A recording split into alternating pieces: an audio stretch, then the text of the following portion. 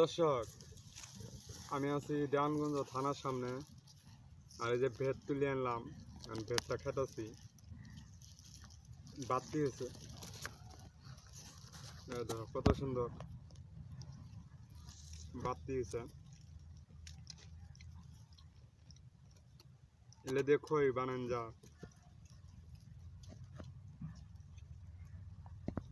আমগা জামুগা তো জায়গা এটা গেলে তুলছি। চলো